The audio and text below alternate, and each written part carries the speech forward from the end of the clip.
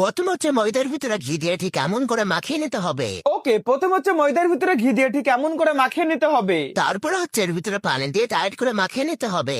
তারপরে হচ্ছে এর ভিতরে পানি দিয়ে টাইট করে মাখিয়ে নিতে হবে। তারপরে হচ্ছে এটাকে রুটির মতন বেলে তার উপরে ময়দাগুলো দিয়ে আরো 4টে রুটি এর উপরে এইভাবে রেখে দিতে হবে। তারপরে হচ্ছে এটাকে রুটির মতন বেলে তার উপরে ময়দাগুলো দিয়ে আরো 4টে রুটি এর উপরে এইভাবে রেখে দিতে হবে। তারপরে হচ্ছে এর উপরে ময়দা দিয়ে রোল করে ছোট ছোট টুকরো করে এইভাবে কেটে নিতে হবে। তারপরে হচ্ছে এর উপরে ময়দা দিয়ে রোল করে ছোট ছোট টুকরো করে এইভাবে কেটে নিতে হবে। তারপরে হচ্ছে ছোট ছোট টুকরোগুলো ঠিক এইভাবে বেলে গরম তেলে লালচে করে ভেজে নিতে হবে। তারপরে হচ্ছে ছোট ছোট টুকরোগুলো ঠিক এইভাবে বেলে গরম তেলে লালচে করে ভেজে নিতে হবে। তারপর হচ্ছে অন্য একটি কড়াইতে চিনি পানের এলাইচি পাউডার দিয়ে মিষ্টির ঝোল বাইনে নিতে হবে। তারপর হচ্ছে অন্য একটি কড়াইতে চিনি পানের এলাইচি পাউডার দিয়ে মিষ্টির ঝোল বাইনে নিতে হবে। তারপরে ভেজে নেওয়া খাজাগুলো মিষ্টির ঝোলের ভিতরে দিলেই তৈরি হয়ে যাবে ভেরি টেস্টি মিষ্টির দোকানের মতন খাজা।